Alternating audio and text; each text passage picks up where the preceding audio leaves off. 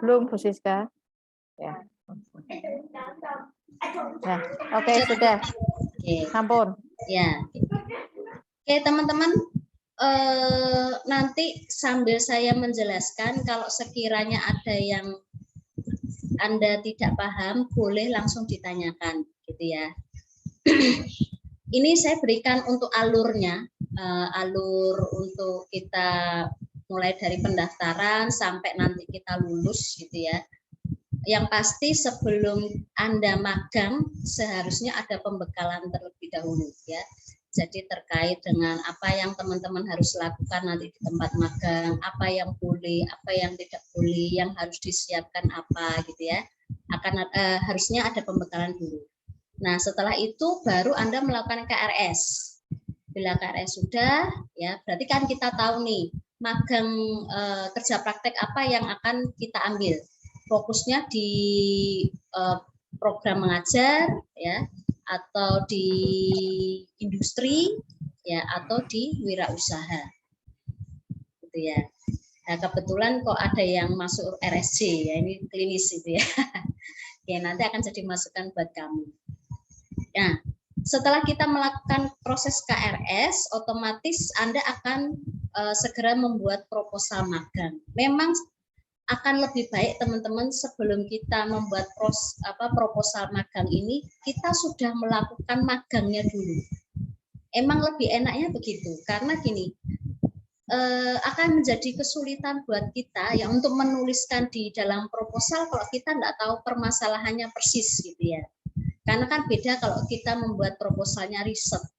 Kalau proposalnya riset itu, apalagi kalau kuantitatif itu modelnya dia bisa umum ya, general. Tapi kalau kita magang, permasalahan di masing-masing institusi itu berbeda. Ya kayak tadi ada yang di RSJ gitu ya, kan nggak ada gambaran sama sekali itu permasalahannya apa sih di RSJ itu ya. Nah memang sebaiknya kita ada proses magangnya dulu, meskipun belum formil ya, meskipun belum formil. Di situ kita ada proses tanya jawab pra interview dulu ya, untuk mengetahui permasalahan yang ada di sana itu apa, baru kita bisa membuat ke proposalnya. Nah makanya teman-teman, kalau buat saya sih segera untuk mencari tempat magang ya, supaya kita bisa buat proposalnya. Jangan terus menunda-nunda, proposalnya kan mundur gitu ya, proposalnya mundur, magangku mundur. Nah ini jadi salah. Jadi segera Anda dapat tempat magangnya dulu, tahu permasalahannya apa, baru bisa buat proposalnya. Kalau proposalnya sudah oke, gitu ya, Anda sudah merasa fix dengan pembuatan proposal, segera masukkan proposal ke fakultas. Lewat fakultas ya teman-teman, tidak lewat BAAK.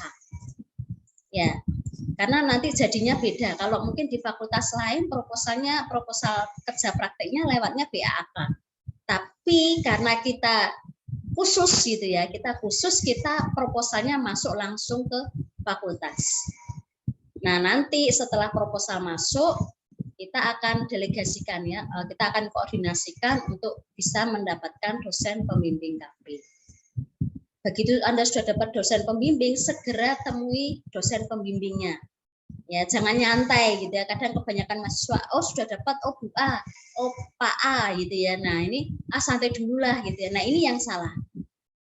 Segera temui dosen pembimbing, tanyakan apa nih yang harus dilakukan kemudian, atau ada enggak laporan yang harus diperbaiki lebih lanjut gitu ya.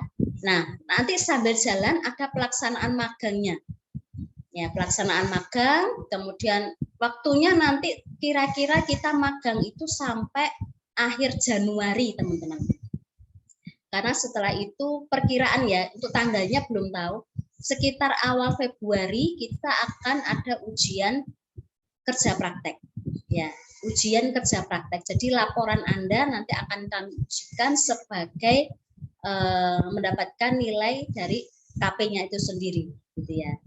Nah kalau mungkin teman-teman membandingkan dengan fakultas lain, fakultas lain kok enggak ada yang diujikan. Iya, sekali lagi kita kembali, fakultas psikologi ini khusus teman-teman ya, makanya kita ujikan untuk laporan kerja prakteknya. Nah, dikatakan lulus minimal nilainya harus C, teman-teman. C itu berapa ya? 60 ya. Ya, jadi kalau Anda dinyatakan kurang dari 60, ya mau enggak mau Anda enggak lulus ya. Anda harus mengulang. Ya, tapi saya yakin mungkin teman-teman di sini bisa lulus semua ya. Nah, untuk bisa lulus itu teman-teman Anda harus bimbingan. Gitu ya.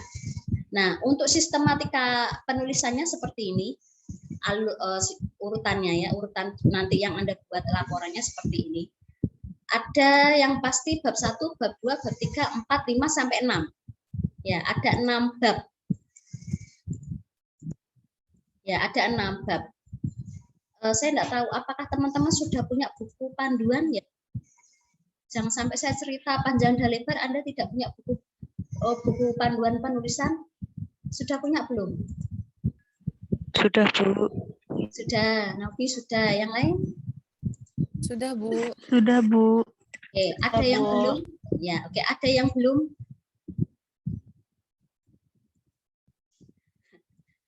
Ada yang belum? Ayo jujur. Ada yang belum enggak? Sudah, Bu. Sudah. Ya, oke. Ada, Bu. Ada Proses ya. pengiriman, Bu. Gimana? Ini karena luar kota ya. Iya, Bu. Oke, ya. Ya. Kalau gitu ditunggu ya. Iya, Bu. Untuk Belum sampai. Ya, untuk yang sudah dapat bisa dibuka. Ini ada di bab berapa ya? Saya lupa ya. Ada di bab berapa ya teman-teman ya? Sistematika penulisannya ya. Nanti untuk isinya saya akan kasih contoh. Bab 5 ya. Akan saya kasih contoh apa sih yang harus diisi. Nah, saya enggak tahu nih dari teman-teman mungkin yang reguler pagi. Ada yang bisa mungkin memberikan atau share gitu ya. Susahnya apa sih pada waktu Anda menulis proposal gitu? Kesulitannya di mana? Karena kan kalau kita laporan magang kan enggak perlu seperti penelitian ya, harus ada jurnal gitu kan enggak perlu. Kesulitannya di mana teman-teman? Bisa share? Sulitnya di mana? Penggalian masalah, Bu. Gimana?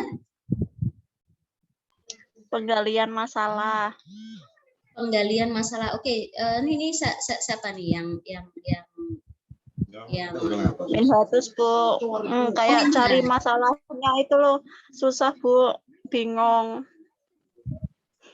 kamu di mana magangnya? Di Polres. Oke, terus di bagian Itu toh, Bu, tadi toh ditanyain dulu kayak halo? Hilang? Halo Minha? Apakah Minha hilang? Oh, terpental. maaf, Bu, ini keluar. Ditanyakan apa Minha di tempat magangnya? Ditanyain itu apa nanti kan sesuai judulnya dulu baru ditempatin di mananya kayak gitu. Nah, judul saya kan baru saya kirim itu, Bu, proposalnya, nanti nggak tahu mau di ACC apa enggak kayak gitu. Jadi ya 2 hari ini ditempatin di SDM kayak gitu. Oke. Terus apa yang kamu angkat sebagai topik magang? Kemarin sih ngajuin ke fakultas tuh sistem manajemen kinerja sebagai upaya peningkatan motivasi, soalnya yang di buku pedoman magang ini kan ada yang berkaitan sama topik-topik tentang motivasi itu, Bu. Ya jadi mau nggak mau ya ngerubah sedikit judul buat nambahin judul yang ada di pedoman magang gitu. Sempat bingung, Bu, soalnya nggak tahu mau tanya ke siapa, kan belum dapat dosen pembimbing juga. Tanya ke Bu Elis toh. Ya kemarin sih udah tanya-tanya sama Bu Elis. Nah terus tapi kalau kayak ada permasalahan di tempat magang tuh kayak ini mau tanya ke siapa, mau curhat ke siapa, ya jadinya curhatnya ya sama kakak kayak gitu. Nggak ada Pak Adit kok bingung. Pak Adit tidak curhat. Ya curhat ke Iya, Pak Adit. tidak jadi proposalan. Proposalnya enggak jadi-jadi. Ya wis, nanti sambil jalan ya. Teman-teman nanti yang punya kendala dengan mungkin terkait penggalian masalah bisa nanti share ya. Harapan saya Anda semua bisa share. Soalnya kenapa? Gini, ini kan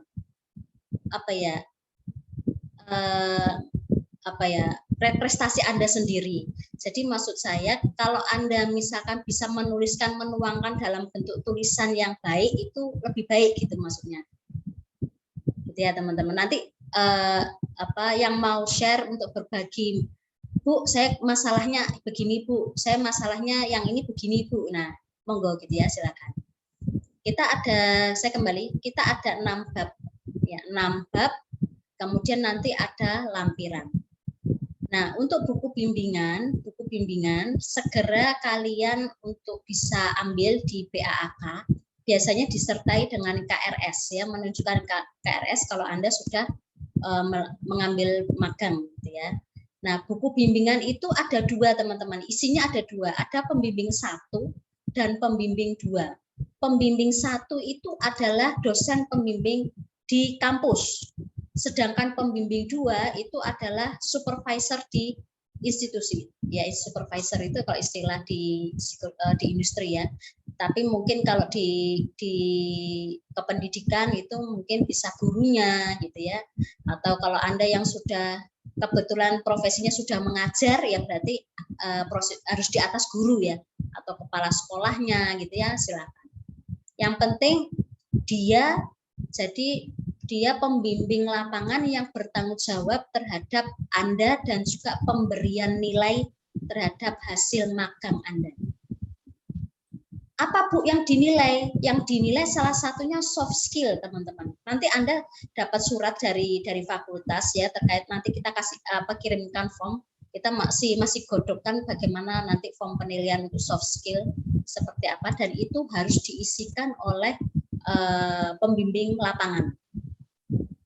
Jadi soft skill-nya itu apa aja? Soft skill itu seperti kayak bagaimana Anda disiplin datang ke tempat magang, kemudian bagaimana dengan tanggung jawab Anda dalam menyelesaikan tugas, bagaimana dengan kreativitas, inisiatif, ya itu bentuk-bentuk dari soft skill. Nah itu akan diisi oleh pembimbing lapangan, ya dalam bentuk surat, gitu ya. Harus ada Bu, harus ada, enggak boleh enggak ada. Ya, dan termasuk nanti di buku bimbingan itu kegiatan apa yang Anda lakukan selama di tempat magang Anda tuliskan dan ditandatangani oleh supervisor tersebut. Jadi oleh pembimbing lapangan tersebut. Jadi pembimbing lapangan akan tahu nih kegiatan apa saja yang Anda lakukan selama di sana. Jadi tidak ada istilah nganggur, teman-teman. Nah, ini kalau sampai Anda nganggur itu berarti ada yang salah. Nah, ini hati-hati gitu ya. Jangan sampai Anda nganggur. Kalau Anda nganggur, Anda kan juga membawa nama institusi. Nanti jangan sampai terus mereka menilainya, oh kok mahasiswa UNAKI ini magang tapi kok banyak nganggurnya ya. Ah, besok nggak usah nerima lagi lah. Nah, mereka akan memberikan penilaian jelek juga buat kami. Jadi jangan sampai Anda nganggur, gitu ya teman-teman ya. Oke. Nanti juga ada buku logbook. Dan kita belum tahu buku logbooknya ini apakah nanti Anda bisa buat sendiri gitu ya. Kemudian surat izin magang atau kerja praktek Anda harus punya. Harusnya sebelum Anda magang sudah harus punya surat izin magang, surat izin kerja praktek. Dan ini hanya bisa keluar 1 kali, teman-teman. Surat magangnya cuma bisa keluar 1 kali dari BAK. Maksudnya gimana Bu? Maksudnya gini, Anda kalau misalkan mencari tempat magang di institusi A gitu ya, kebetulan institusi A belum memberikan jawaban kepastian apakah Anda diterima atau tidak, gitu. Terus Anda menembusi lagi institusi B, institusi C. Nah, di sini nanti pihaknya BAK tidak mau memberikan surat izin magang double, teman-teman. Jadi dia sekali keluar karena ada pencatatan nomor ya. Nomor itu akan dicatat oleh BAK. Jadi sekali keluar. Jadi pastikan nanti kalau Anda mau cari tempat magang, tempat tersebut bisa menerima Anda. Nah, sampai sini paham enggak? Jadi jangan sampai, waduh Bu, ternyata di sana menolak saya ganti surat lagi. Nah, ini PAK-nya yang enggak mau, teman-teman. Kalau misalkan Anda khawatir, Bu, kok saya enggak yakin ya Bu, bahwa tempat saya magang ini akan menerima saya atau bagaimana, saya bisa punya alternatif bagaimana caranya. Anda bisa buat surat informal lewat fakultas. Sekretaris fakultas bisa membantu untuk membuatkan surat izin magang, tapi bentuknya informal ya, informal. Jadi itu bisa dipakai dulu untuk nembusi institusi. Tapi nanti kalau sudah dinyatakan diterima, Anda harus kembali lagi ke PAK untuk minta surat formalnya. Sampai sini, paham enggak teman-teman? Paham ya?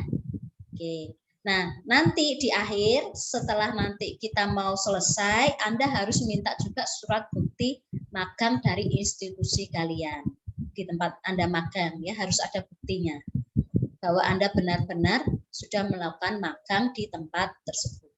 Untuk bukti pendukung lainnya nanti bisa berupa foto kegiatan, monggo. Ya, atau mungkin hasil kerja siswanya juga monggo. Kalau Anda di sekolah gitu ya, bisa menunjukkan hasil kerja siswanya didokumentasi dilampirkan dalam laporan juga boleh. Oke.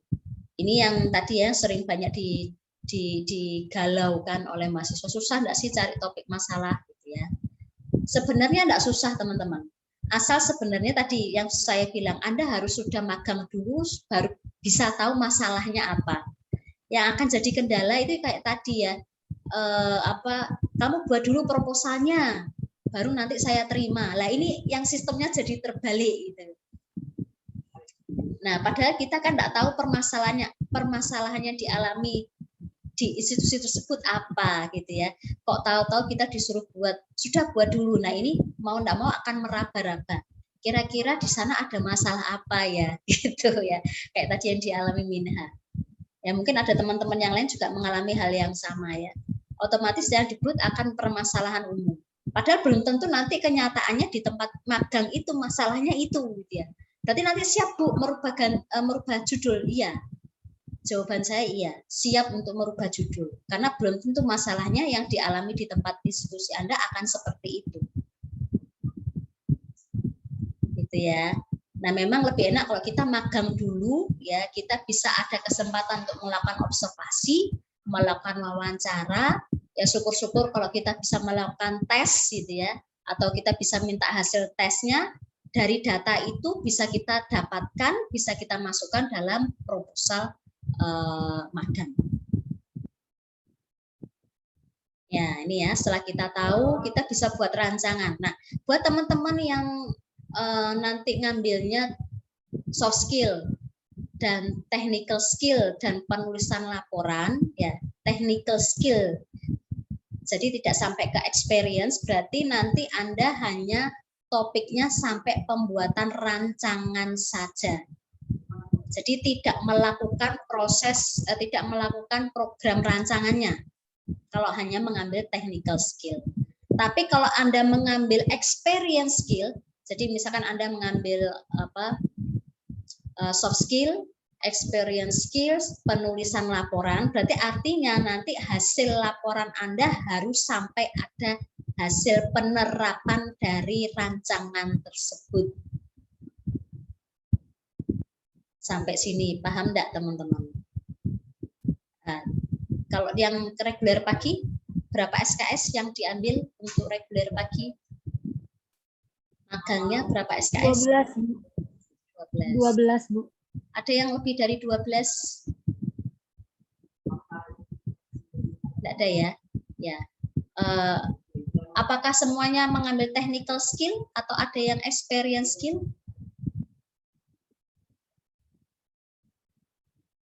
Teman-teman?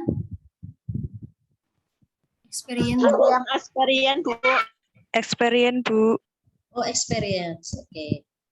Ya, berarti kalau experience perhatikan, berarti nanti topik atau judul besar dalam laporan Anda bukan bentuknya rancangan program, tapi sudah dalam bentuk pelaksanaan program.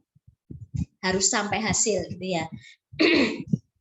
Contohnya gini, misalkan Anda yang di sekolah gitu ya, di sekolah Anda melihat ada siswa yang bermasalah dan butuh pendampingan khusus gitu ya, misalkan. Nah, nanti dalam judul besar Anda, misalkan nih pelaksanaan konseling bagi siswa yang mengalami permasalahan ini. Nah, otomatis nanti pada hasilnya, pada laporannya harus melaksanakan program konselingnya. Bukan cuma membuat rancangan program konseling, tapi harus sampai hasil konseling. Karena di dalam KRS Anda memilih experience skill. Ya, dan nanti terkait juga pada saat ujiannya, ujian KP-nya berarti nanti kalau bisa Anda bawa KRS-nya ya, karena kan kita tidak hafal satu-satu, Anda yang diambil itu apa saja ya, apakah soft skill, technical, experience, dan apa itu ya, nanti dibawa KRS-nya pada saat ujian. Nah, itu berkaitan dengan isi di dalam proposal Anda. Oke, sampai sini paham enggak teman-teman? Yang milih experience berarti harus sampai hasilnya. Tidak boleh hanya sekedar rancangannya doang. Oke, berarti siap dong ini yang experience harus sampai hasil. Siap ya? Siap teman-teman? Terus nanti jangan sampai, waduh aku salah ngambil KRS, boleh revisi KRS enggak ya?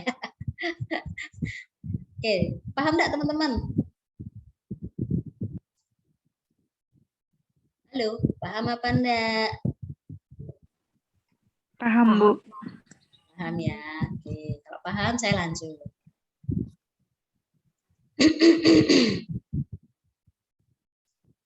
Nah, di sini saya kasih gambaran ya. Saya kasih gambaran topik-topik magang kalau Anda yang mengajar. Tapi terus bukan berarti Anda, oh ini tak ambil wis judulnya Bu Siska. Maksudku bukan gitu ya. Ini cuma sekedar gambaran. Siapa tahu bisa terbersit oleh kalian. Oh ya, yang seperti itu bisa toh, gitu ya. Misalkan kalau ini Anda yang pertama yang melatih kemampuan membaca dasar pada anak usia dini di TK Bukit Aksara Semarang. Kalau Anda yang mungkin di kependidikan yang mengajar ya, Anda bisa memberikan ini melatih kemampuan ini berarti sampai ke experience ya, sampai ke hasil. Kemudian yang kedua, mengembangkan kemampuan motorik halus pada anak usia dini dengan cara bermain play-doh. Tahu play-doh ya? Kayak malam gitu loh, play-doh. Nah, ini juga sampai hasil ya. Kemudian meningkatkan prestasi belajar siswa kelas 3 pada pelajaran perkalian matematika dengan metode jarimatika. Oke. Judul yang ketiga ini hampir mirip dengan riset teman-teman, tapi yang membedakan untuk hasilnya tidak perlu pakai statistik. Tidak perlu pakai statistik. Jadi misalkan nih, Anda cukup mengambil data tentang prestasi belajar, misalkan kalau tentang matematika, perkalian matematika, Anda bisa lakukan tes kecil gitu ya. Mungkin pada siswa tentang matematika sampai seberapa paham anak itu tentang pelajaran perkalian. Nah, nanti Anda sambil jalan begitu sudah dapat datanya gitu ya.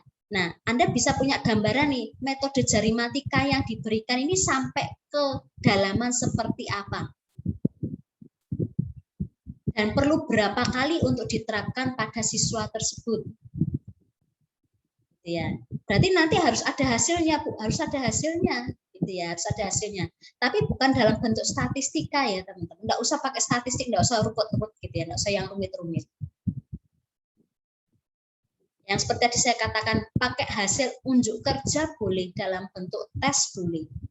Atau gurunya yang memberikan tes kecil juga boleh. Gitu ya. Nah, otomatis kalau seperti ini Anda punya keterampilan khusus ya, kayak metode jarimatika ini kan kita di kampus tidak pernah ajarkan, tapi Anda punya keterampilan sendiri untuk mempelajari metode seperti ini dan sebagainya. Kalau yang metode untuk topik magang ini memang kebanyakan saya berikan topik sampai hasil teman-teman, karena yang reguler pagi saya arahkan untuk yang mengajar itu harus ada hasilnya. Karena teman-teman yang reguler sore kan mereka backgroundnya pendidikan sudah bekerja, berarti mereka sampai hasil harus bisa. Nah, saya tidak tahu kalau yang pagi ya, yang pagi. Kalau yang pagi sampai seperti apa kemampuannya saya nggak tahu. Ya. Oke, ini yang mengajar. Kemudian kalau yang industri bisa seperti ini. Ya, industri ini saya tidak terbayangkan tadi kok ada yang di RSC. Saya tidak kasih judul tentang yang ada di RSC. Ini industri institusi secara umum. Bukannya RSC ya, RSC nanti dipikirkan bimbingan ya, selama bimbingan nanti. Misalkan ini ya, rancangan SOP seleksi rekrutmen di CV Abadi Utama Semarang. Berarti ini dia technical skill, karena dia hanya memberikan rancangan SOP tentang seleksi rekrutmen di CV tersebut. Maksudnya gimana? Mungkin di CV tersebut, di CV Abadi Utama ini belum pernah ada bentuk SOP-nya untuk seleksi rekrutmen karyawan. Jadi kalau misalkan mereka mau cari karyawan, asal tarik gitu ya, asal cari, pokoknya dapat karyawan. Tidak ada prosedur secara alurnya secara runtut seperti apa. Nah, kita bisa memberikan masukan buat institusi tersebut membuatkan rancangan SOP-nya. Ya. Terus yang kedua, program reward marketing, misalkan guna peningkatan penjualan pada staf marketing di CV Alfamart Semarang. Misalkan, kalau Anda ada yang magang di Alfamart gitu ya, Anda bisa memberikan program seperti itu buat karyawannya. Supaya mereka termotivasi dalam melakukan penjualan. Boleh. Atau yang ketiga, memberikan program rancangan pelatihan ISQ bagi anggota Satbrimob Polda Jateng untuk penurunan stres kerja. Ya, karena mungkin anggota-anggota Satbrimob ini kalau pekerjaan yang rutin itu ya kadang membosankan gitu ya. Dan kerjaan yang membosankan itu bisa menurunkan kinerja. Orang menjadi stres juga bisa. Nah, ini di sini praktikan kita bisa memberikan program rancangan pelatihan ISQ kepada mereka. Ya, ini topik-topiknya. Yang lainnya bisa Anda kembangkan sendiri. Nah, kemarin saya sempat lihat di fakultas itu ya, dan bahkan di perpus, topik-topik magang kita itu sudah banyak tentang analisis jabatan dan tentang penilaian kinerja ya, Bu Riwi, kelihatannya Bu Riwi ya. Ya, Bu Riwi yang lebih banyak untuk magang industri. Begitukah Bu Riwi? Ya Bu Siska, betul. Topik jenuh Bu Siska. Topik jenuh ya. Ya, ini makanya saya terbersit untuk memberikan ide-ide lainnya teman-teman, untuk teman-teman bisa berkreasi untuk berinisiatif lainnya tentang topik magang. Masalah itu banyak teman-teman. Saya percaya Anda bisa menemukan topik yang tepat ya kalau Anda bisa menggali masalahnya dengan baik. Nah, ini kalau sampai Anda bilang masalahnya kok susah gitu ya. Nah, saya jadi heran apakah tidak punya masalah gitu ya. Nah, ini yang saya menjadi heran di situ. Masalah itu banyak. Tinggal kita ambil satu saja yang kita mampu untuk selesaikan, itu diangkat jadi topik magang. Nggak usah susah-susah nyarinya gitu maksudnya. Tapi juga jangan melulu tadi yang Bu Riwi bilang ya, anajab terus itu ya gitu. Atau penilaian kinerja itu terus itu juga jangan. Tapi begini, untuk teman-teman yang sore karena kan kita sore ini perdana ya. Untuk magang ini kan perdana. Saya masih berikan kesempatan buat mereka ada yang anajab dan penilaian kinerja Bu Riwi. Oh iya. Ya, karena mereka perdana Bu Riwi ya. Nah, tapi untuk teman-teman yang pagi, nah ini kan ya ini topik itu sudah saking banyaknya menjadi topik jenuh. Nah, ini saya berikan contoh topik-topik magang lainnya teman-teman yang bisa Anda kembangkan. Ya, kalau saya yakin mungkin yang industri jarang ya, bukan jarang, tidak banyak yang sampai ke experience. Mungkin kebanyakan ke technical gitu ya, hanya membuat rancangan. Nah, justru kalau buat rancangan lebih enak teman-teman daripada nanti kalau Anda harus melaksanakannya sampai hasilnya itu mungkin agak susah. Kalau yang di industri ya, yang di industri. Itu. Oke. Kalau dari saya mungkin cukup sampai sini teman-teman. Ada yang mau ditanyakan atau mungkin Bapak Ibu dosen ada yang mau menambahkan? Saya bisa masuk Bu Siska. Monggo. Ya. Baik. Terima kasih Bu Siska untuk penjelasannya. Paling enggak selama ini mungkin rekan-rekan mahasiswa masih bingung beli bukunya tapi nggak mudeng, nggak ngerti apa yang ada di dalam buku. Ya. Malam ini Bu Siska sudah menjelaskan dengan sangat jelas. Tapi kalau masih ada yang belum jelas, monggo silahkan tanya. Jangan nanti terus Anda kebingungan sendiri, ya. Karena ini 4 SKS untuk penilaian laporan saja itu 4 SKS. Belum untuk yang lainnya, semuanya 4 SKS. Nah, kalau tadi disampaikan Bu Siska sampai teknik skill itu hanya pada perancangan saja. Tetapi mahasiswa sudah terlanjur nulisnya di experience. Ini sebenarnya kabar agak baik buat Anda. Saat ini masih dibuka untuk merevisi. Kebetulan ini masih ada, tapi ini rahasia buat Anda aja, jangan diberitakan kemana-mana. Jadi ini sebenarnya masih ada kesempatan untuk Anda untuk bisa merevisi yang tadinya menulisnya experience kalau memang Anda tidak yakin dengan tempat Anda. Karena saya tahu sih saat ini kondisi pandemi nggak mudah untuk melaksanakan suatu program, ya kami mengerti. Jadi kalau memang Anda hanya sampai sebatas program seperti yang disampaikan Bu Siska tadi, berarti hanya di teknik skill. Jadi silahkan secepatnya merevisi sebelum hari Kamis, ya karena nanti hari Kamis sudah dikunci, ya. Karena ini beberapa rekan mahasiswa yang tidak aktif juga saya suruh segera aktif karena Kamis terakhir. Kalau setelah hari Kamis, jangan lagi bilang sama Bu Elis, Bu saya mau revisi nggak bisa. Nah kan sudah saya kasih tahu, hari Kamis monggo. Kalau mau direvisi, segera direvisi. Yang terlanjur nulis experience boleh diganti teknik.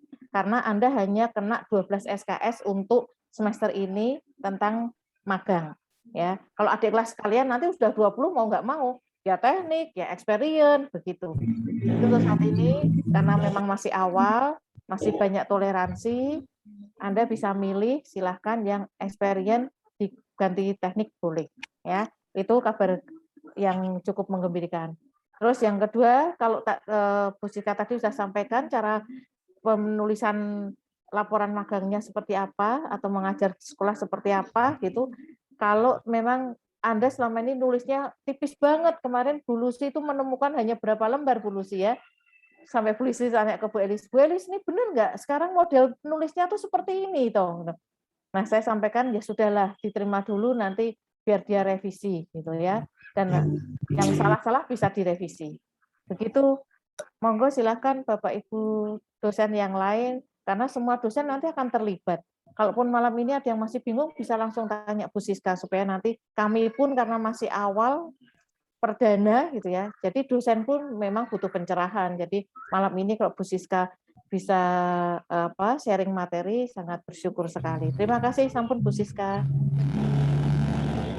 Saya akan kasih contoh dulu untuk isinya kayak apa gitu ya. Mungkin Anda banyak yang bingung juga kan, isinya kayak apa sih Bu gitu. Itu enggak? Atau enggak ada masalah dengan caranya ngisi proposal? Gimana? Perlu enggak saya sharekan teman-teman? Boleh Bu Siska. Dijelaskan aja, kadang nggak ngerti apalagi kalau nggak dikasih contoh.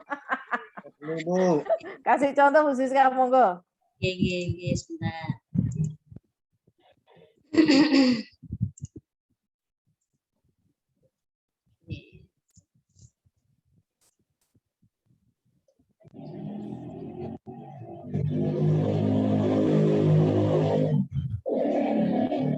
Sebentar ya, ini lagi kita cari.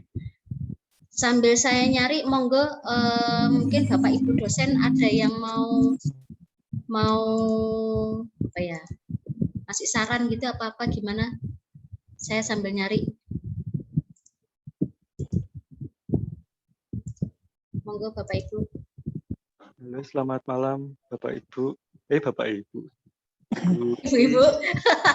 Iya Pak Adit. Malam Pak Adit. Wah, long time no see, kangen banget ini. Monggo, ya, monggo. Ya, terima kasih banget. Jadi saya ini aja sih urun ini aja. Terima kasih sudah diberikan ada momen buat ini kayak gitu loh. Maksudnya ada untuk penyampaian penyusunan proposal, karena ya sewaktu kemarin itu banyak dari teman-teman mahasiswa yang angkatan 2018 itu banyak yang ke saya dulu kayak gitu. Saya dulu untuk menanyakan seperti ini, gimana Pak Adit, judulnya seperti ini, terus ini pengaruh nggak sama penulisan KRS dulu Bu, yang technical experience, terus kemudian ada yang pengembangan SDM dan sebagainya, itu pengaruh ke ini enggak gitu kan. Karena waktu lalu kan memang belum ini ya. Jadi saya tulis dulu enggak apa-apa kayak gitu kan. Fokus ke proposalnya dulu. Untuk proposal dibuat sesuai dengan yang sudah saya ini sih saya sudah melampirkan laporan yang zaman dulu kayak gitu ya. Formatnya, jadi pendahuluan, makanya ya kalau nggak 5 bab, 6 bab kalau nggak salah. Waktu itu bikin seperti ini dulu. Moga-moga dengan ini ya mungkin akhirnya sudah ini ya, sudah tahu Mbak mahasiswa kayak gitu kan. Itu sih Bu, mungkin buat teman-teman mahasiswa ini aja, tanyakan aja langsung kayak gitu kan. Jadi kalau saya kan mungkin masih bingung atau gimana, langsung saja tanyakan. Gitu aja Bu Sis, Bu Elis. Saya kembalikan Bu Siska. Ya Pak Adit. Oke, ada yang lainnya mungkin Bapak Ibu? Atau Bu Lucy mau ngasih pesan dulu, Bu Lucy, yang sudah sempat melihat? No comment. Ya, oke. Word saya sudah tampil belum ya di layar? Sudah terlihat teman-teman? Program mengajar, judulnya program mengajar di SDN Negeri 13 Semarang. Saya buat contoh. Belum. Tempat saya belum, Bu Siska. Oh, yang lain sudah saya tutup ya.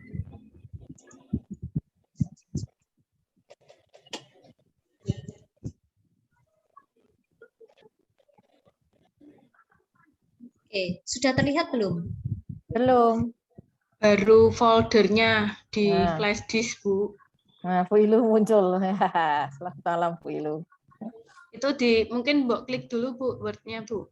Baru sudah muncul. Ya. Oke, saya ambil judul tentang program mengajar. Ya, judulnya program mengajar di SDN Negeri 13. Judulnya suka-suka saya gitu ya. Tapi isinya nanti disesuaikan dengan topik magangnya. Saya langsung ke bab 2, teman-teman. Langsung aja ke bab 2, identifikasi masalah. Identifikasi masalah ini ya, isinya adalah hasil asesmen Anda di lapangan. Asesmen itu hasil wawancara dan observasi Anda saat di lapangan. Jadi intinya gini teman-teman, kita cari sebanyak mungkin data, informasi terkait apa sih masalah yang ada di sana. Kalau kita mau ini saya mau ngangkat judul tentang program mengajar. Artinya di sini saya cari data sebanyak mungkin tentang misalkan jumlah guru di sana seperti apa, kompetensinya bagaimana, pemanfaatan media belajarnya kayak apa, metode pembelajarannya bagaimana. Ini saya dapatkan dari wawancara. Termasuk juga dengan orang tua murid. Ya, kayak poin pendampingan belajar siswa di rumah bagaimana, kondisi jarak rumah dengan sekolah bagaimana, dan seterusnya. Ini saya dapatkan dari hasil wawancara.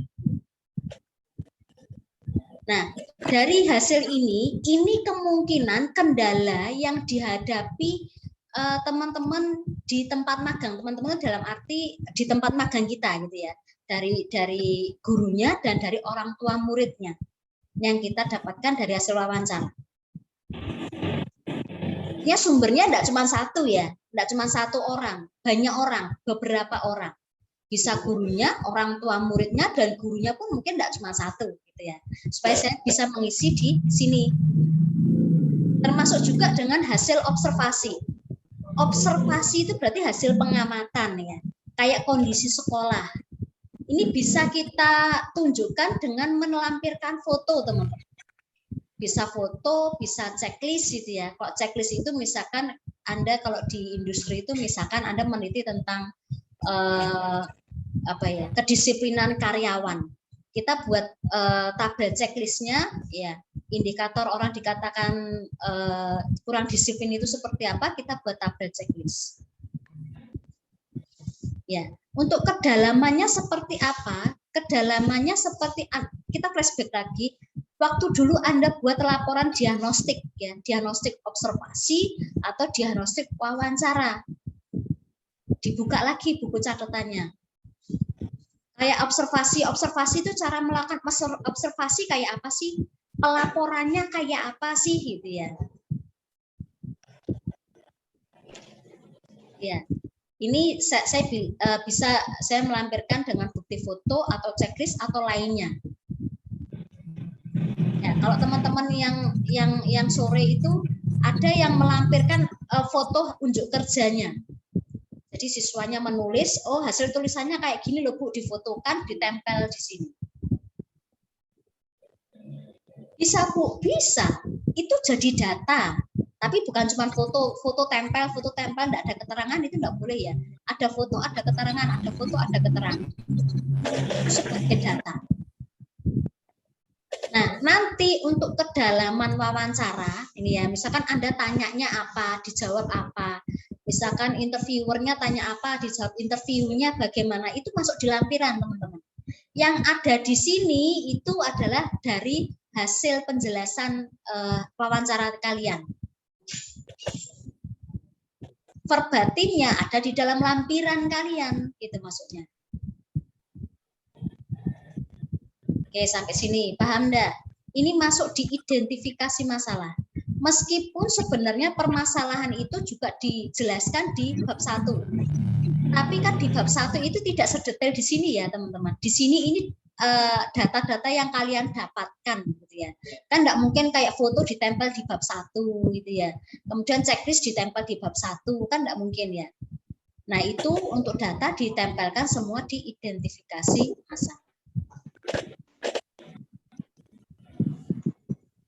Oke, nah nanti terkait dengan teori, Anda masuk di bab 3, kayak misalkan definisi, faktor yang mempengaruhi, atau macam-macam metode pengajaran kayak apa, itu masuk di tinjauan pustaka.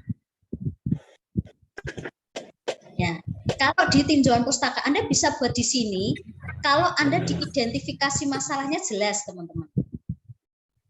Nah, saya lihat kasus yang sebelumnya dari pelaporan yang sebelumnya, bukan berarti terus salah gitu, enggak ya. Kita berusaha untuk memperbaiki lebih baik dan lebih baik lagi. Terkadang kalau yang dulu itu tinjauan pustaka di bab 2, begitu sudah masuk ke analisa, masuk ke hasil gitu ya, antara tinjauan teorinya dengan hasilnya itu berbeda gitu maksudnya. Nah, ini yang jadi pertanyaan, mahasiswanya paham enggak ya gitu ya. Gitu ya. Nah, makanya kenapa di sini diidentifikasi masalah diberikan terlebih dahulu baru teorinya keluar.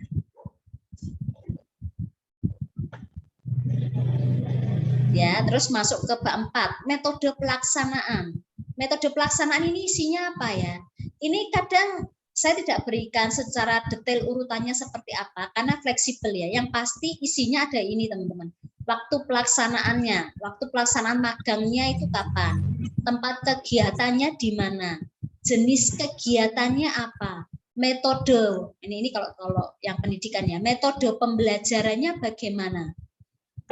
Di sini saya jelaskan di sini. Praktikkan menggunakan metode drilling.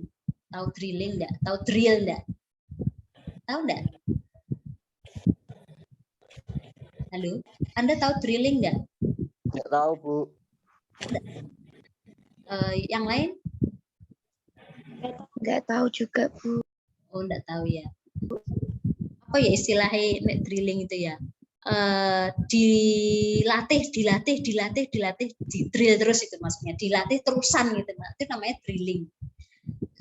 Dengan metode drilling, diskusi dan unjuk kerja kepada siswa misalkan SDN Negeri 13 yang berjumlah 15 orang. Adapun jadwalnya, rencana kerjanya seperti ini. Saya buatkan seperti ini. Ya, misalkan ada materinya, durasinya, kompetensi yang diharapkan, soal latihannya, waktu pelaksanaannya kapan. Ini masuknya di bab 3. Ini kalau yang mengajar, berarti artinya kalau yang industri fleksibel mengikuti ya. Kalau misalkan Anda yang pemberian pelatihan, misalkan motivasi, gitu ya, berarti ada materinya, ada durasi pemberian motivasinya berapa menit, kompetensi yang diharapkan apa, gitu, pelaksanaannya kapan, gitu ya. Nah itu dibuat rancangannya seperti itu. Nah kemudian yang bab 4 ya, bab 4 atau bab 5 tadi ya, bab 5 ya, berarti bab 5 hasilnya. Untuk hasil berarti Anda bisa berikan yang pertama tentang gambaran umumnya dulu, tentang institusi tersebut, lokasinya ada di mana, visi misinya apa, struktur organisasinya bagaimana, gitu ya. Ini sama ya kayak yang kemarin itu laporannya sebelumnya juga seperti ini. Lalu hasilnya seperti apa? Ya, kalau Anda mengajar berarti hasil kegiatan mengajarnya kayak apa? Dan ada refleksi kegiatan. Refleksi kegiatan itu berarti Anda harus paparkan biasanya di paragraf terakhir tentang kendala selama Anda melakukan proses magang. Ini kalau ini proses mengajar. Misalkan siswa selama mengikuti kegiatan merasa jenuh. Nah, makanya praktikan melakukan ada sedikit perubahan metode dengan memberikan ini misalkan. Nah, Anda bisa berikan pada sub tentang hasil kegiatan. Ya, karena kan bagaimanapun yang namanya kita pelaporan itu ya tidak ada yang sempurna. Kita perlu memberikan di sana ya penjelasan bahwa ada kelemahan kok dalam proses magang ini, atau refleksi ya. Ini dimasukkan dalam hasil kegiatan. Lalu kesimpulan dan saran di bab 6. Selesai. Oke, ada yang mau ditanyakan enggak? Oke, magang tidak sama dengan kita penelitian ya teman-teman. Magang bukan penelitian. Jadi magang itu nanti tidak ada hasil kayak Anda ada hasil penelitian diterima, hipotesis diterima, tidak ada ya. Jadi murni kayak misalkan mengajar berarti Anda menunjukkan hasil mengajar Anda seperti apa atau hasil unjuk kerja siswanya seperti apa.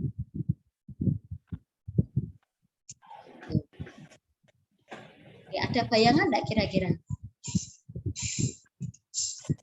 Oke, sudah ada bayangan belum tentang isi dari laporan? Barangkali contohnya bisa di-share ke mahasiswa, Bu, supaya mereka punya gambaran. Oh iya.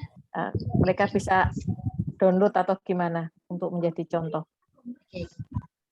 Nanti saya share ke dosen wali aja nih. Mungkin dosen wali bisa share di grup gitu nih. Kalau untuk yang industri, saya enggak kasih contoh industri karena saya tadi buatnya juga dadaan gitu ya. Nah, nanti mungkin kalau teman-teman ada yang belum paham, nggak apa-apa, mungkin bisa tanyakan ke saya gitu ya, atau bisa langsung ke Bu Elis juga nggak apa-apa gitu ya. Intinya kita semua pengen Anda bisa lancar dalam melakukan program magang.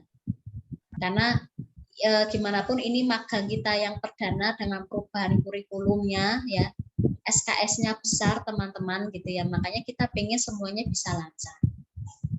Tidak ada yang pengen Anda gagal, kita pengen semuanya Anda lancar gitu ya. Makanya kalau Anda punya kendala, tanyalah ya, Anda bisa konsultasikan kepada siapapun sebenarnya bisa kok ya, tidak harus nunggu dosen pembimbing, tidak apa-apa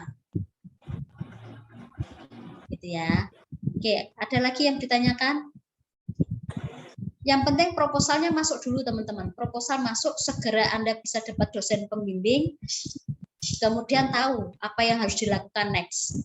Dan juga satu lagi teman-teman, untuk minimal proses bimbingan, ya minimal, ya sebulan lah ya, sebulan setidaknya bisa 3-4 kali Anda bimbingan. Jangan tidak pernah bimbingan sama sekali.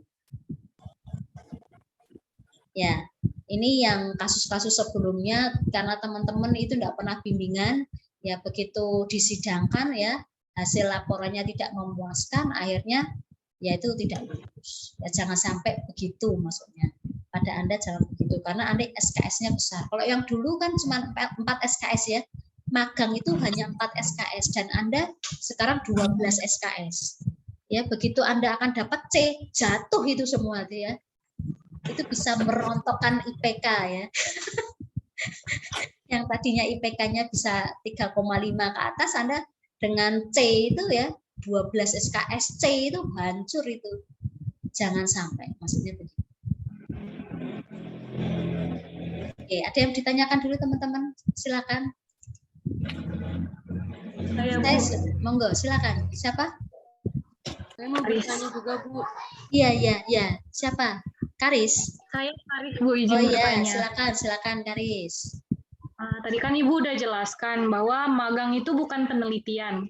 Nah, tapi untuk mata kuliah yang sekarang ini, saya kan mengambil soft skill industri, program pengembangan sumber daya manusia, sama penulisan laporan magang di industri. Nah, untuk program pengembangan sumber daya manusia itu sendiri, maka saya tetap, Bu, melakukan yang namanya penelitian dengan cara survei melalui kuesioner kayak gitu, Bu. Itu Kamu bagaimana ya, Bu? Kamu di? Saya di rumah sakit, Bu. Rumah sakit? Iya. Ya, terus gimana? Lalu, apakah itu sudah merupakan cara yang tepat, Bu? Karena kan saya ngambil program pengembangan SDM nih, Bu. SDM siapa? Yang mau dikembangkan SDM siapa? Kalau untuk saya, karyawan itu sendiri, Bu. Karyawan bagian? Seluruhnya, Bu. Jadi, kalau untuk judul saya sendiri, Bu, di sini tentang psikoedukasi pada karyawan RSUD tentang pentingnya kesehatan mental. Jadi selama 1 minggu belakangan ini yang udah saya ngobrol-ngobrol sama psikolognya kayak gitu, udah ya saya gali-gali kayak gitu, Bu. Itu tentang bahwa banyak karyawan kayak gitu yang belum tahu kayak fungsi dari klinik psikologi, yang orang-orang kira tuh bahwa psikologi tuh orang-orang yang datang tuh orang yang gangguan jiwa kayak gitu, orang-orang yang benar-benar stres kayak gitu. Padahal pentingnya psikoedukasi ini sendiri, ketika orang datang ke situ bisa juga untuk sharing atau bingung mau memilih apa nih kayak gitu. Itu karyawannya atau pada masyarakat sebenarnya? Lebih umum sih, Bu, tapi saya mau itu kan tentang karyawan itu sendiri pun belum banyak yang tahu, Bu. Makanya psikolognya sarankan sama saya buat kamu cari tahu deh mereka udah pada tahu atau belum. Sedangkan orang-orang di rumah sakit ya belum tahu bagaimana dengan masyarakat umum kayak gitu. Ya, kalau yang tadi Karis jelaskan tentang ada apa ya di sana ya fasilitasnya ya? Gimana, Bu? Enggak, fasilitas apa ya yang ada di sana? Poliklinik psikologi klinis. Ya. Itu lebih cenderung ke pemahaman mereka tentang fasilitas yang ada di sana. Tapi bukan tentang pemahaman kesehatan mental lain. Ya. Nah, kalau pemahaman tentang fasilitas yang ada di sana pada karyawan, betul. Tapi kalau pemahaman mereka tentang kesehatan mental, itu lebih cocok kepada masyarakat. Ya. Jadi masyarakat gini kan, kadang masyarakat masih punya konotasi negatif tentang RSJ. Kenapa sih kok harus dimasukkan ke RSJ gitu ya? Jangan-jangan dimasukkan ke sana hanya untuk orang gila. Apakah harus selalu orang gila yang dimasukkan ke sana? Padahal RSC tidak memfasilitasinya bukan cuma itu gitu ya. Bisa untuk tes minat bakat di RSC juga bisa loh. Cuman gini, kayak tadi misalkan harus ke karyawannya, mungkin kurang tepat kalau tentang kesehatan mentalnya. Lebih cocoknya tentang fasilitas di sana itu mereka paham enggak? Kalau itu lebih cocok. Iya Bu, maaf sebelumnya untuk saya melakukan program pengembangan SDM di rumah sakit tersebut, sebenarnya yang menjadi goal utama saya itu meningkatkan awareness karyawan terhadap klinik psikologi RSUD Sintang kayak gitu. Nah, jadi dengan saya punya goal tersebut, saya melakukan yang namanya psikoedukasi. Nah, salah satunya tentang kesehatan mental itu sendiri kayak gitu Bu. Oh, langsung aja enggak usah ke kesehatan mental. Jadi psikoedukasi mengenai self awareness pada fasilitas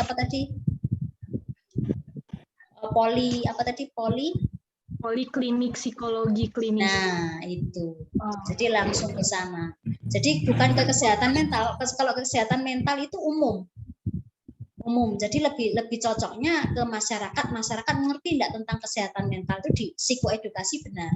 Tapi kalau pada karyawannya untuk kesehatan mental agak kurang pas. Lebih cocoknya mereka paham enggak kegunaan dari poliklinik di sana itu apa. Lalu apa yang harus dilakukan oleh karyawan tersebut gitu ya.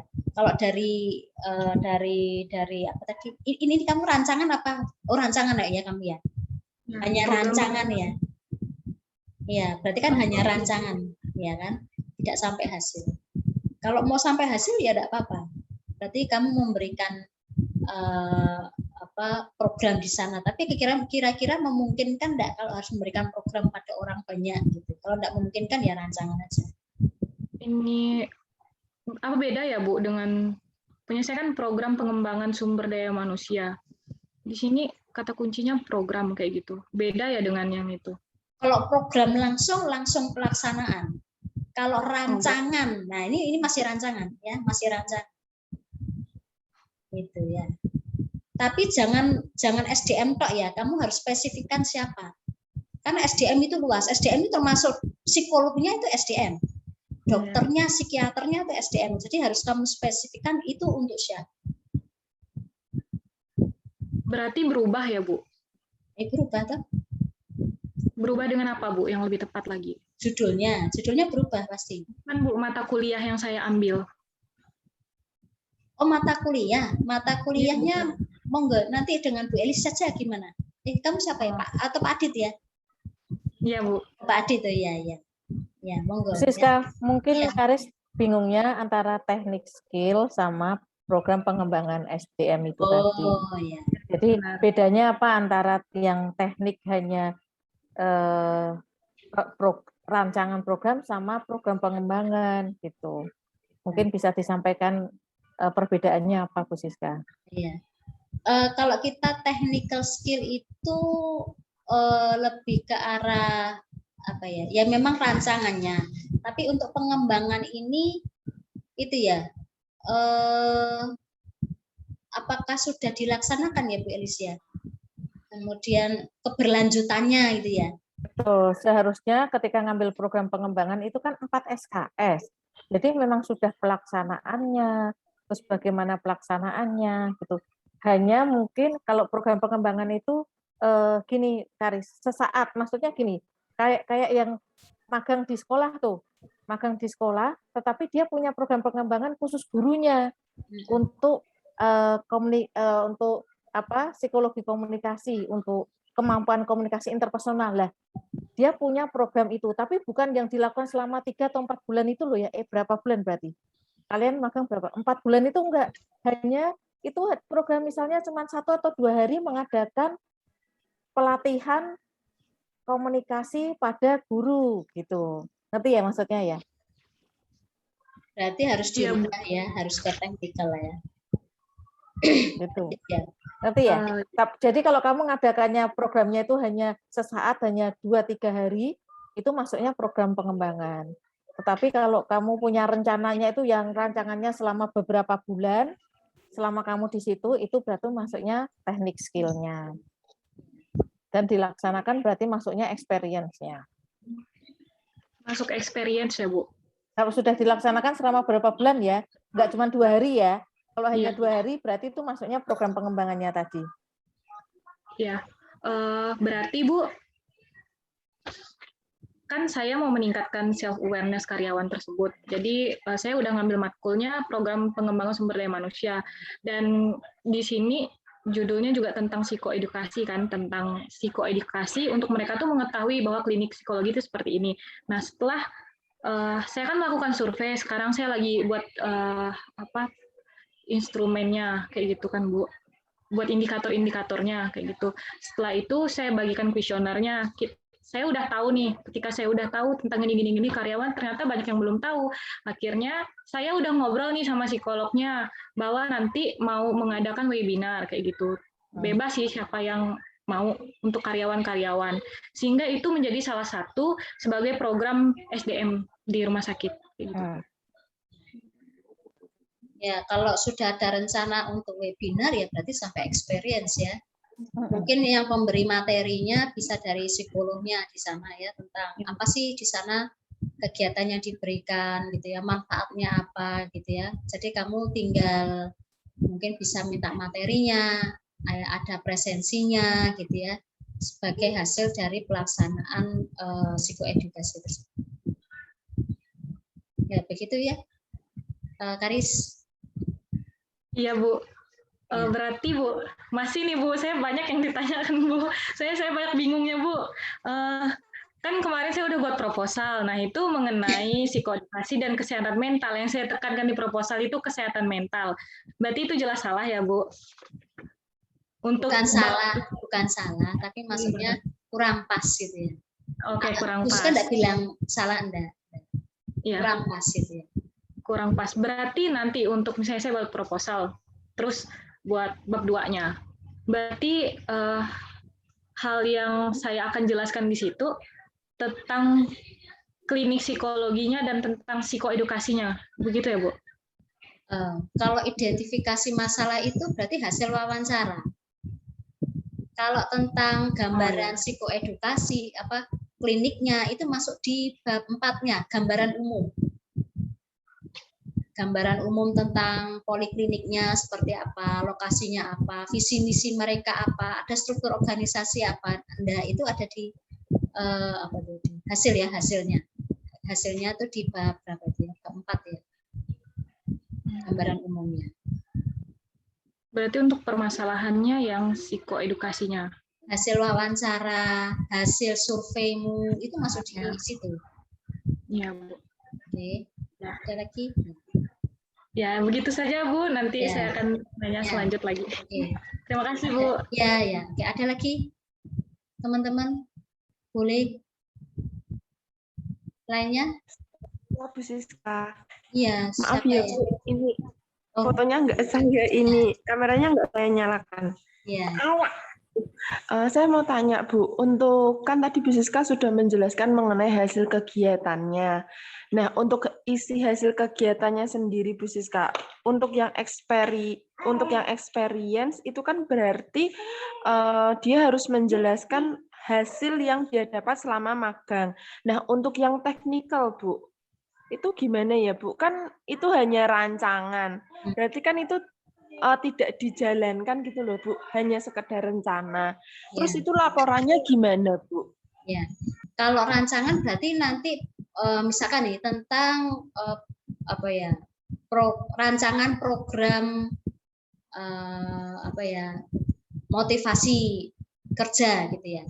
Nah itu bentuknya seperti apa? Itu di hasilnya. Tapi kalau yang di metodenya bab 3 itu cuman gambaran umum tok bahwa akan diberikan program ini kira-kira dengan nama ini misalkan. Nah, itu hanya seperti itu, tapi untuk kedetailannya ada di bab 4.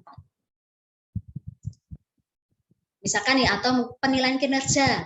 Bentuk rancangan penilaian kinerjanya tampilannya kayak apa ya? Itu ada di bab 4. di hasilnya. Paham enggak? Iya, Bu. Jadi kalau teknikal berarti hanya bab 3-nya itu hanya sedikit dari yang nanti detailnya di bab 4 gitu kan, Bu? Betul. Kalau experience berarti semua hasil yang kita dapatkan saat kita melakukan magang tersebut gitu ya, Bu? Iya, betul. Ya, Bu. Ya, paham Bu Siska. Iya. Yang penting nulisnya ya. Nulisnya itu ya itu ya. Harus sesuai gitu. Maksudnya sesuai itu gini. Yang kemarin kalau saya dengan reguler sore, jangan sampai Anda kan sudah semester 7, tapi kemampuan Anda menulis sama seperti semester 3.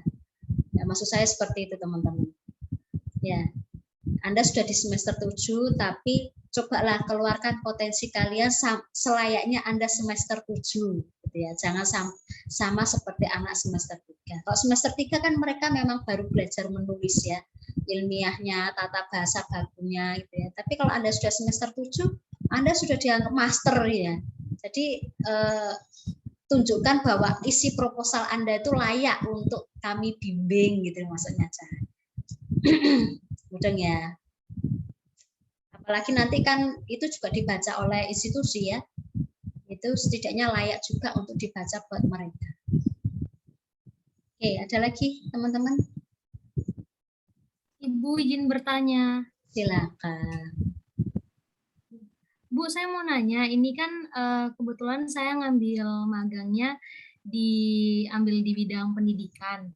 Nah, kemarin itu kan awalnya saya di sekolah ya, di sekolah. Iya, di sekolah di SD, Bu. Nah, kita ada 3 orang di SD yang kita ambil tempat magangnya. Nah, kemudian kemarin itu kan saya sama teman saya sempat ngambil teknik skill, Bu. Tapi kita sempat kebingungan karena judulnya kita itu sepertinya mengarah ke eksperimen. Nah, kemudian Bu, akhirnya kemarin saya ngambil eksperimen untuk reward ataupun punishment itu masuk ke eksperimen kan ya, Bu? Sebentar. Kamu KRS-nya sampai apa? Technical apa experience? Awalnya technical, Bu. Oh, terus jadi experience. Ya, karena judul yang saya ambil itu ternyata dari saya tanya-tanya sama kakak tingkat itu juga lebih mengarah kepada eksperimen, Bu. Nah, akhirnya saya ngambil eksperimen. Nah, kemudian yang saya ambil ini kan tentang reward, Bu. Nah, yang saya baca itu reward itu masuk kepada penelitian, kepada eksperimen, bukan teknik skill. Benar apa tidak, Bu? Judulnya apa tuh? Judulnya apa dulu? Kalau judul saya itu penerapan reward sticker picture untuk meningkatkan kedisiplinan siswa kelas 6 SD Mataram Semarang. Oke, hanya dengan stiker ya. Kira-kira itu efektif enggak untuk anak kelas 6? Saya belum mencoba sih, Bu. Cuman sepertinya akan menjadi efektif, Bu. Sepertinya karena ini belum pernah dilakukan juga di sekolahnya. Jadi saya udah observasi dan wawancara sama wali kelas, sama guru-guru yang lain. Belum pernah dicoba untuk yang reward ini, Bu. Karena apa? Kedisiplinan. Untuk apa? Karena kedisiplinan itu menjadi salah satu permasalahan terkhusus di kelas 6 ya, Bu. Kedisiplinan apa itu?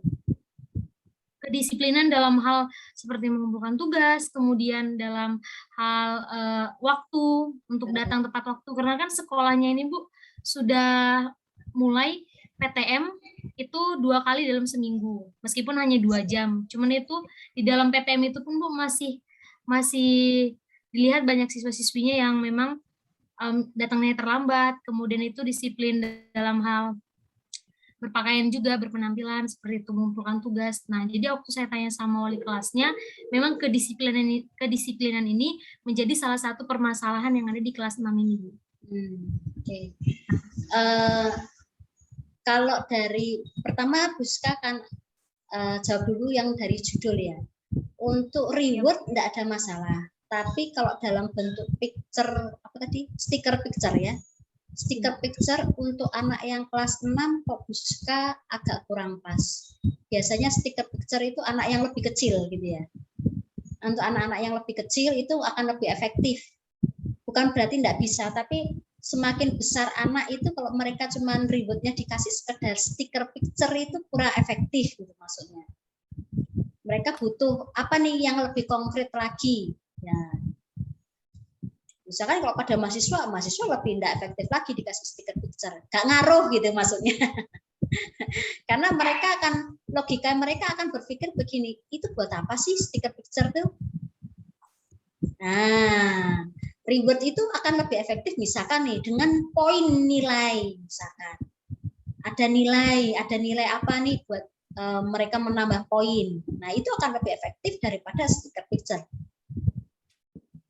Nah, terus bagaimana nih nanti terkait dengan kamu pengambilan datanya nih,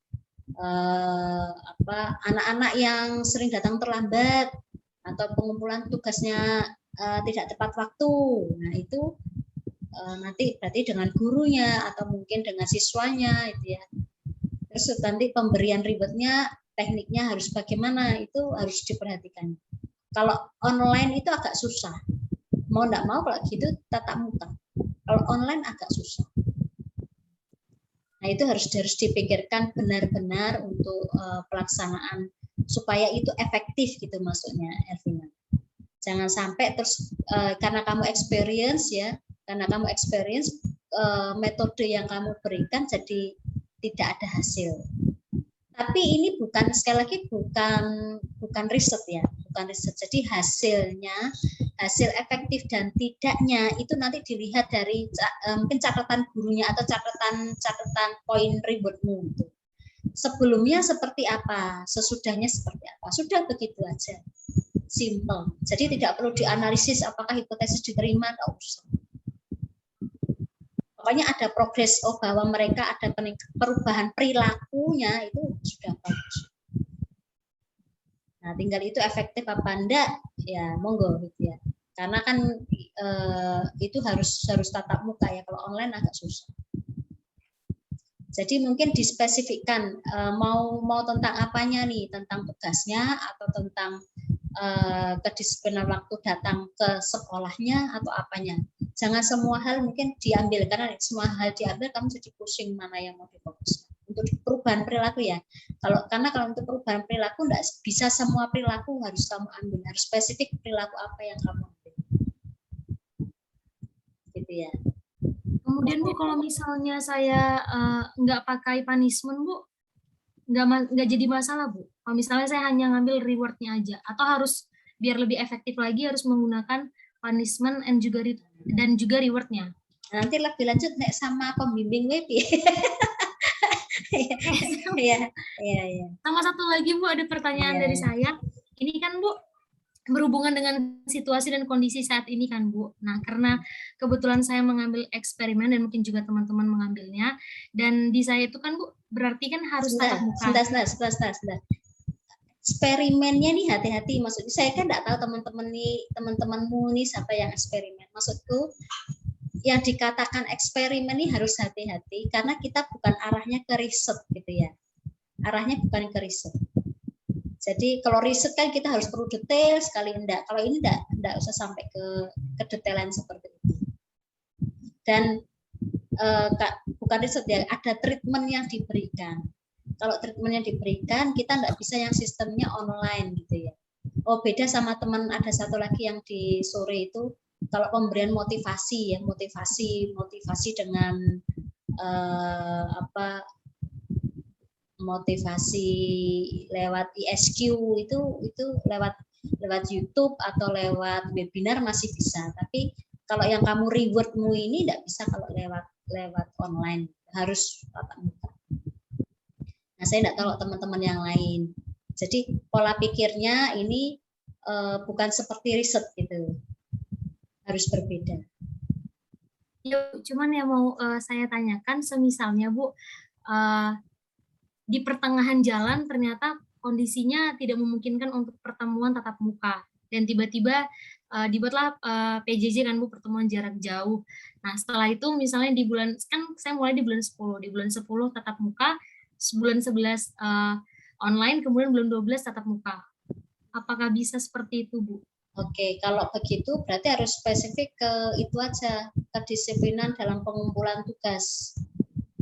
Misalkan nih, itu bisa dilacak kan, siswa yang mengumpulkan tugas harusnya di tanggal 10, semua tugas harus sudah masuk gitu ya.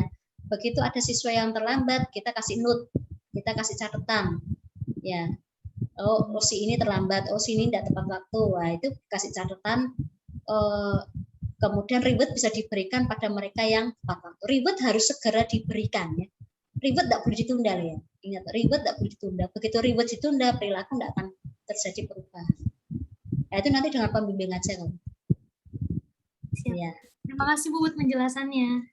Oke, kalau dari saya mungkin itu ya teman-teman, nanti panjang dan lebar, monggo bisa dengan pembimbing atau sementara dengan dosen wali gitu ya, atau bisa langsung dengan Bu Elis gitu ya. Terus terkait dengan KRS juga mungkin Anda merasa tidak yakin kalau harus experience, bisa masih ada perubahan waktu untuk melakukan revisi. Gitu ya teman-teman, mungkin dari saya begitu Bu Elis. Ya, terima kasih Bu Siska. Buat rekan-rekan mahasiswa silahkan dibaca lagi apa yang sudah disampaikan Bu Siska, diresapi, dilaksanakan.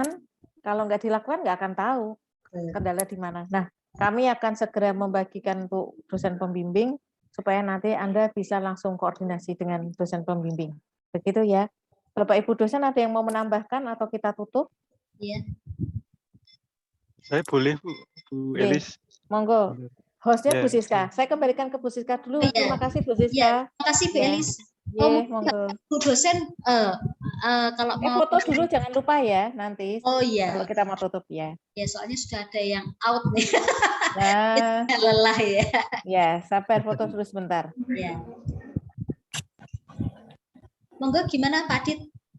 Ya Bu, buat teman-teman mahasiswa ya mungkin yang perlu diperhatikan yang pertama, mungkin saya simpulkan aja Bu, saya bantu simpulkan. Oh ya, terima kasih. Memperhatikan ini program magangnya. Kan itu ada 3 nih, experience, technical, sama pengembangan. Ya, tolong perhatikan banget itu Anda ingin programnya kemana. Lebih pas untuk experience atau lebih ke technical. Itu sih, jadi diperhatikan banget. Kemudian yang kedua mungkin ini sudah saya pernah ulas ya, kalau mungkin lupa.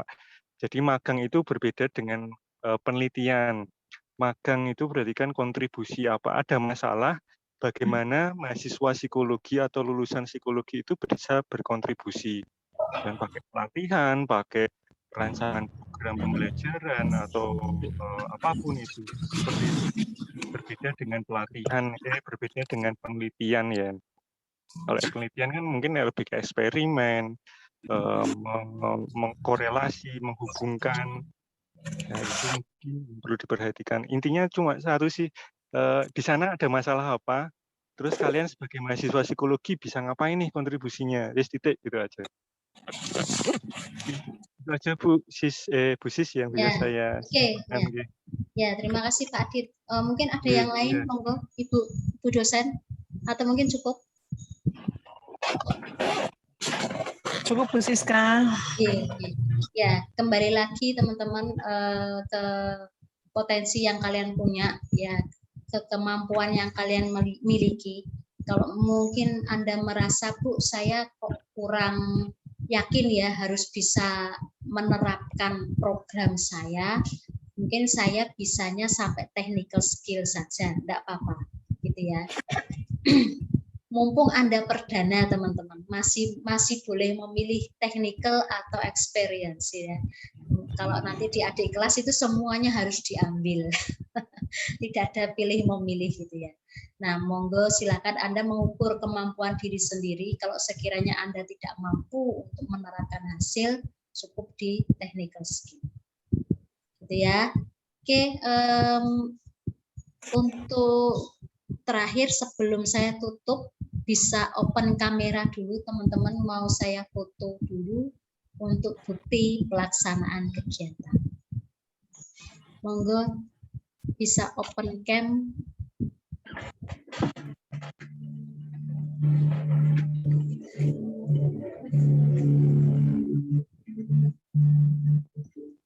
Ya, sebentar saya lihat.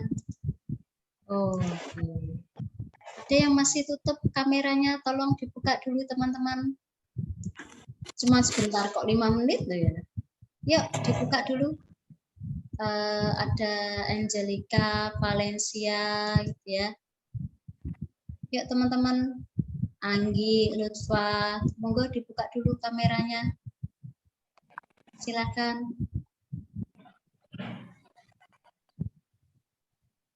Teman-teman. Saya mulai ya. Slide pertama.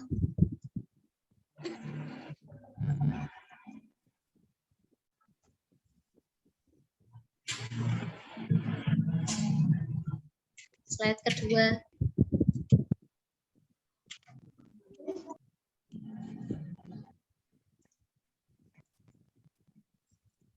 Slide ketiga.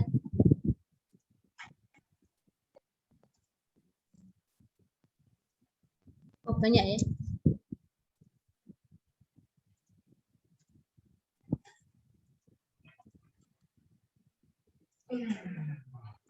Nah.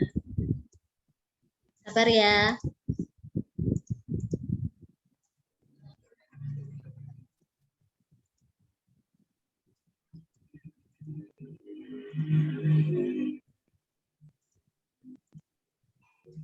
Oke, ya. Terima kasih teman-teman untuk kehadirannya malam ini. Harapan kami setelah pertemuan ini Anda bisa membuat proposal dengan baik, gitu ya, dengan layak untuk bisa kami bimbing dan juga institusi membacanya juga layak, gitu ya. Oke, selamat malam teman-teman, selamat beristirahat. Assalamualaikum. Terima kasih. Waalaikumsalam. Selamat malam. Terima kasih, Bu. Terima kasih Bu Siska, terima kasih rekan-rekan semua. Bapak Ibu dosen. Bapak, Ibu.